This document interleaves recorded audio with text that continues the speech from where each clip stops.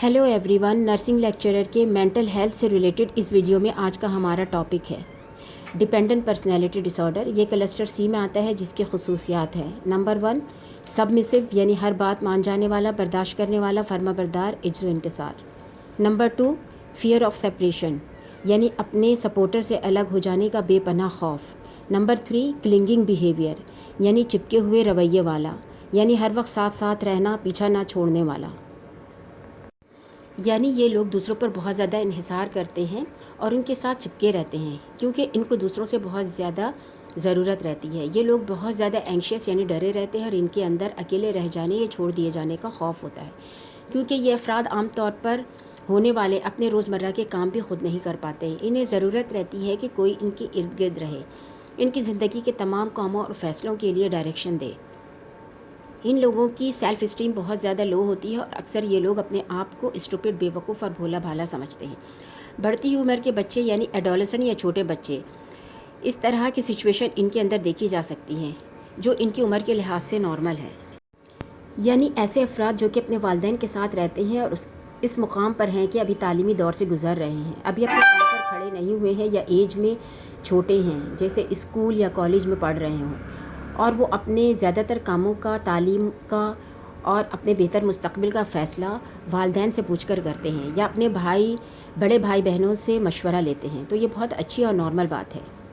इसके अलावा ऐसे लोग जो कि माजूर हैं, बीमार हैं, बूढ़े हैं, कमज़ोर हैं, बच्चे हैं, एडोलेसेंट हैं, अगर ये लोग अपने फ़ैसले की रिस्पॉन्सिबिलिटी किसी को देते हैं तो ये भी एक नॉर्मल सिचुएशन है।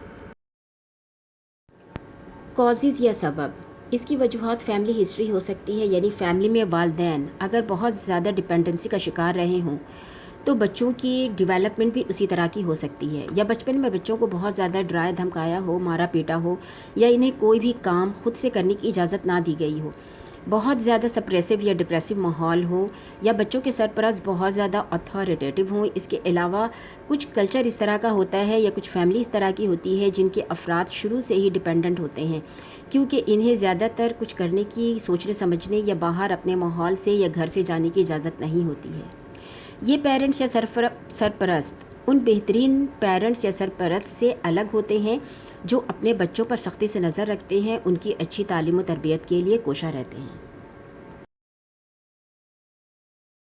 प्रेवलेंस यानी सोसाइटी में इसका फैलाव। National एपिडेमियोलॉजिक survey on alcohol and related condition 2001 to 2002 के मुताबिक माशरे में इसका फैलाव 0.49% है, जबकि second part of the national comorbidity survey replication के मुताबिक ये डिसऑर्डर सोसाइटी में 0.6% है। बहुत सारी स्टडीज़ के मुताबिक ये डिसऑर्डर दोनों ही जेंडर यानी मेल एंड फीमेल में बराबर पाई गई है, लेकिन क्लिनिकल सेटिंग में डिपेंडेंट पर्सनैलिटी डिसऑर्डर की तादाद औरतों में ही ज़्यादा नज़र आती है। डायग्नोस्टिक क्राइटेरिया यानी तशख़ीस के मेयार। Diagnostic and statistical manual of mental disorder 5th addition के मुताबिक इसके 8 कसौटी या पहचान है जो कि इस डिसऑर्डर के अफराद में कम से कम 5 या इससे ज़्यादा हों तो वो डिपेंडेंट पर्सनैलिटी डिसऑर्डर के साथ होंगे, क्योंकि ये खसूसियात इन अफराद के अंदर सरायत कर चुकी होती हैं और इब्तदाई जवानी में ये चीज़ें इन अफराद में नज़र ज़ाहिर होने लगती हैं। Number 1, this person has difficulty making everyday decisions without an excessive amount of advice and reassurance from others। यानी इस पर्सनैलिटी डिसऑर्डर के लोगों को अपने रोज़मर्रा के कामों में बहुत ज़्यादा मदद और यकीन दहानी की ज़रूरत पड़ती है। जैसे मैं आज ऑफ़िस जाते वक्त किस कलर के कपड़े पहनूं, कौन सा लिबास अच्छा लगेगा, मैं अपने साथ क्या क्या लेकर जाऊं या नहीं लेकर जाऊं, कौन सी सवारी का इस्तेमाल करूं। इस तरह के रोज़मर्रा के कामों में दूसरों के मशवरे, मदद, यकीन दहानी की बार बार और बहुत ज़्यादा ज़रूरत रहती है, क्योंकि वो अपने इस तरह के छोटे मोटे काम भी खुद नहीं कर पाते हैं। Number 2, needs others to assume responsibility for most major area of his और हर लाइफ। यानी ये अफराद अपनी ज़िंदगी के अहम फ़ैसलों की ज़िम्मेदारी भी दूसरों पर डाल देते हैं कि वो उनके लिए फ़ैसला करे कि उनको क्या करना चाहिए, कौन सी चीज़ चुननी चाहिए। इसके लिए इन्हें हर वक्त एक सपोर्टर की ज़रूरत रहती है। इसके लिए वो कोई भी एक शख्स को अपना बनाकर रखते हैं और तमाम फ़ैसले उस पर छोड़ देते हैं। उनको यही लगता है कि किसी भी फ़ैसले में वो शख्स اس کے لیے انیشیٹو لے گا، آگے رہے گا اور اس کے لیے فیصلے کرے گا۔ Number 3، has difficulty expressing dish agreements with others because of fear of loss of support اور اپروول۔ یعنی یہ افراد اکثر اپنے اندر کے خوف سے اپنے بارے میں فیصلہ کرنے والے فرد کو کچھ بھی نہیں کہتے ہیں، نہ تو اس کی کسی بات سے غیر متفق ہوتے ہیں، نہ ہی اسے کسی بارے میں، نہ اس کے کسی فیصلے کے حق میں انکار کرتے ہیں، چاہے اندر سے وہ کتنے ہی غیر مطمئن یا غیر متفق ہوں، کیونکہ انہیں ڈر ہوتا ہے کہ اگر انہوں نے اپنے فیصلہ کرنے والے ساتھی کو منع کیا یا انکار کیا تو وہ اس سے ناراض ہو جائے گا اور پھر اس کے لیے ڈیسیشن کون لے گا، پھر وہ اکیلے کچھ نہیں کر پائے گا۔ یعنی ایسا فرد جو کہ ایڈلٹ ہے، جاب بھی کرتا ہے، پھر بھی بہت چھوٹی چھوٹی چیزوں کے فیصلے کے لیے اپنے اسپاؤس پر، اپنے بوڑھے ماں باپ پر، اپنے کسی دوست پر یا اپنے کسی سپورٹر پر انحصار کرتا ہے، ڈیپینڈنٹ ہے، اور کوئی فیصلہ کرتے ہوئے ڈر، خوف اور گھبراہٹ ہوتی ہو کہ وہ کیا کرے کیا نہ کرے، تو یہ ڈیپینڈنٹ پرسنالٹی ڈس آرڈر کی علامت ہے۔ Number 4، has difficulty initiating projects or doing things on his or her own because of lack of self-confidence in judgment or abilities rather than a lack of motivations or energy۔ یعنی یہ افراد اپنے آپ کو کوئی بھی کام کرنے میں کافی اکیلا محسوس کرتے ہیں۔ یہ افراد اپنی بہت اہم باتوں کو یا چیزوں کو چھوڑنے کے لیے تیار ہو جاتے ہیں بنسبت اس انسان کے جس پر یہ ڈیپینڈنٹ ہوتے ہیں۔ یہ افراد ایسے لوگوں سے دور ہونے کا کوئی بھی رسک نہیں لینا چاہتے اور یہ مناسب طور پر ناراض بھی نہیں ہوتے، یعنی ناراض ہو کر بھی ناراضگی کا اظہار ظاہر نہیں کرتے، جو کہ ان افراد کی فطرت اور حمایت کی ضرورت ہوتی ہے تاکہ وہ ان سے الگ نہ ہو جائیں۔ Number 5، goes to excessive lengths to obtain nurturance and support from others to the point of volunteering to do things that are unpleasant۔ یعنی ان افراد کے اندر خود اعتمادی کی بہت زیادہ کمی ہوتی ہے اور انہیں یہ یقین ہوتا ہے کہ انہیں کوئی بھی کام شروع کرنے سے پہلے مدد کی ضرورت ہے، وہ کسی کے سپورٹ کے بغیر کوئی بھی کام شروع نہیں کر سکتے، اس لیے دوسرے لوگوں کا انتظار کرتے رہتے ہیں کہ ان کے سپورٹر ہی وہ کام اسٹارٹ کریں گے، وہ ہمارے لیے کسی بھی کام کے لیے پہل کریں گے کیونکہ وہ ہم سے زیادہ بہتر طریقے سے کام کر سکتے ہیں۔ ان افراد کو یقین ہوتا ہے کہ وہ کسی بھی کام کو شروع کرنے کے قابل نہیں ہیں، اگر وہ کوئی کام خود سے کریں گے تو وہ کام خراب ہو جائے گا، اس لیے انہیں مسلسل مدد کی ضرورت رہتی ہے۔ یہ افراد کسی بھی کام کو بہت بہتر طریقے سے کر لیتے ہیں اگر انہیں یہ یقین دلایا جائے کہ کوئی ان کی مسلسل نگرانی کر رہا ہے اور کوئی ان کے ساتھ ہے۔ یہ افراد کبھی بھی خود مختار ہونے کی اسکلز سیکھنے کے بارے میں نہیں سوچتے ہیں، اس لیے یہ افراد کبھی بھی خود مختار نہیں بن پاتے ہیں۔ یہ دوسروں سے دیکھ بھال اور مدد حاصل کرنے کے لیے حد سے زیادہ حد تک، یہاں تک کہ ناخوشگوار کاموں کے لیے بھی رضاکارانہ طور پر کام کرنے کو تیار ہو جاتے ہیں کہ شاید ان کا یہ رویہ سپورٹر کو ہمیشہ اس کے آس پاس رہنے میں مددگار ثابت ہوگا۔ یہ دوسروں سے دیکھ بھال اور مدد حاصل کرنے کے لیے حد سے زیادہ حد تک، یہاں تک کہ ناخوشگوار کاموں کے لیے بھی رضاکارانہ طور پر کام کرنے کو تیار ہو جاتے ہیں کہ شاید ان کا یہ رویہ سپورٹر کو ہمیشہ کے لیے ان کے آس پاس رہنے میں مددگار ثابت ہوگا۔